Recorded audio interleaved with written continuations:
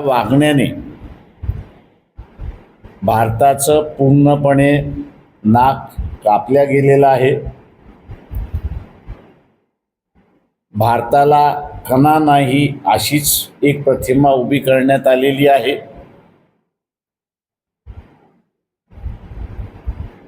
परंतु इथपर्यंतच ते थांबत नाही, तर जे काही करारनामे झालेले आहेत, US बरोबर जे करारनामे झालेले आहेत, त्या करारनाम्यामध्ये भारताचं नुकसान कसं होईल आणि भारताची सार्वभौम ही गहाण कशी राहील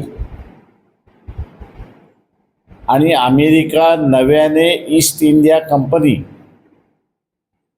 भारतामध्ये कशी निर्माण होईल या दृष्टीने केलेले करारनामे जे आहेत, उल्लेख नसेलही पण शंका यायला लागलेली आहे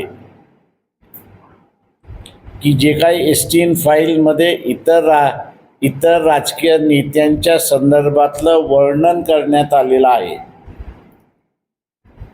मोदींच्या संदर्भात सुद्धा तसंच काही प्रकार घडलेला आहे का, हा महत्त्वाचा आहे. का ज्याला आपण म्हणतो की भारताला सेल आउट करणं म्हणजे विकणं,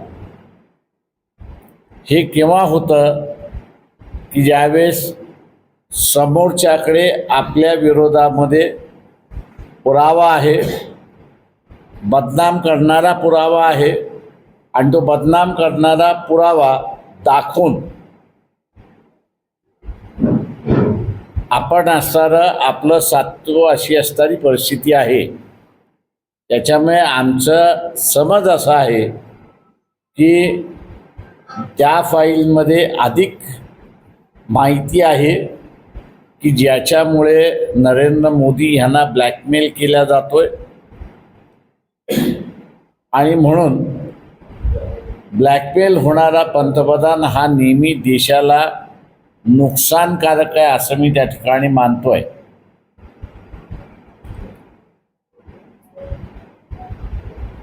असा व्यक्ती पंतप्रधान असता कामा नये. तो देशाला घातक आहे. आतापर्यंत RSS यांनी आम्ही राष्ट्रवादी, राष्ट्रभक्त, देश निर्माण करणारे, संस्कृतीला जपणारे, नीतिमत्ता याचे पुरस्कार करणारे, जे विश्लेषण आहे ते सगळं विश्लेषण त्यांनी त्यांच्याकडे खेचून घेतलं आणि उरलेले सगळे बदमाश आहेत असं जे चित्र उभं केलं.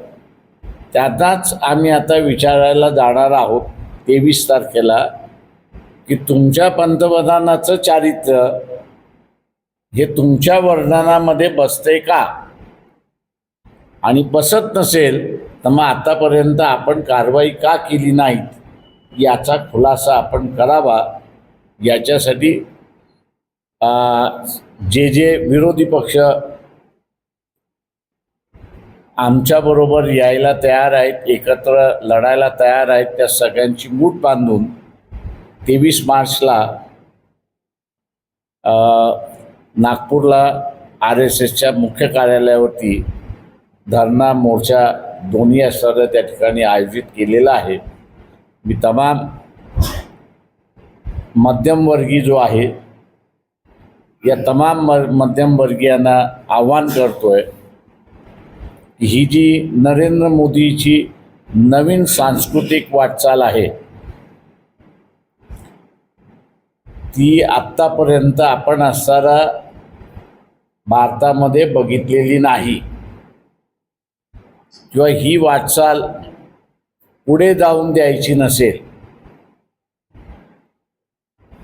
तर मध्यमवर्गीयांमधले लहान मुलं आणि मुली या सुरक्षित असल्या पाहिजेत.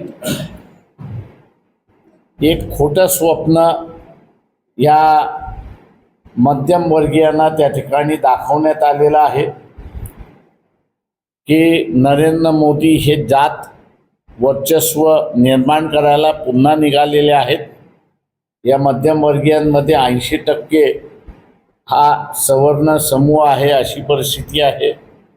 तेव्हा नरेंद्र मोदी हे पूर्ण काळ राहिले तर कुटुंबातल्या मुलं आणि मुली हे सुरक्षित नाही याची जाण त्यांनी ठेवली पाहिजे.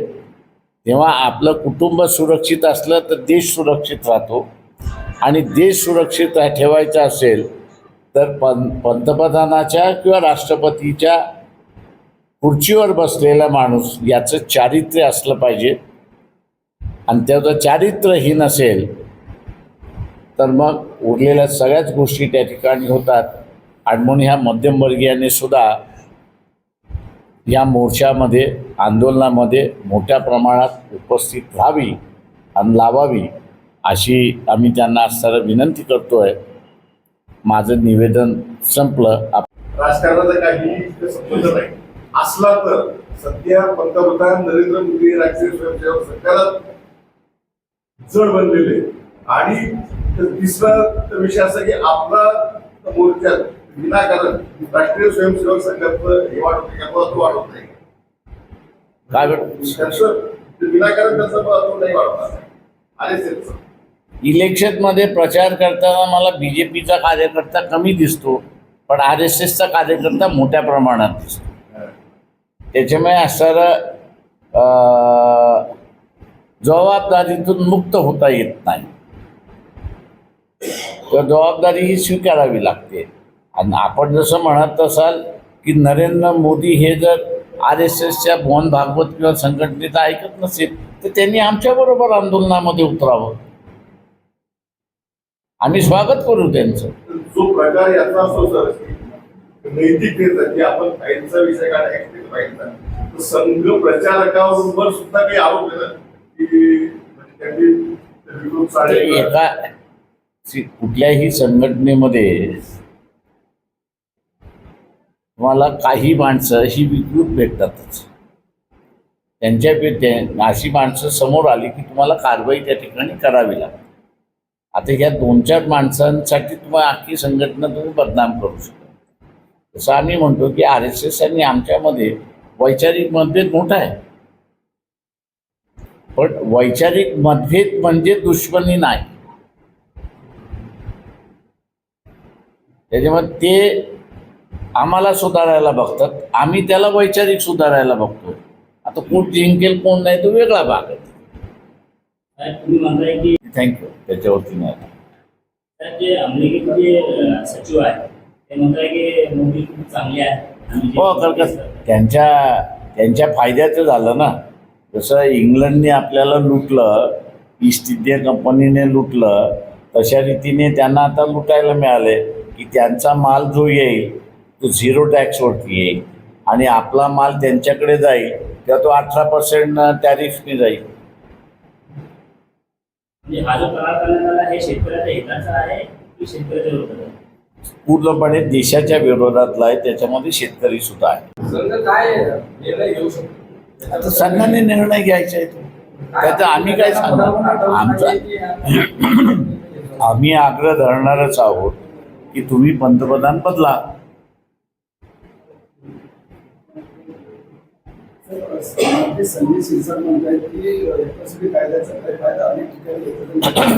थँक्यू. मी त्याच्यावर वेगळी परिषद घेतली.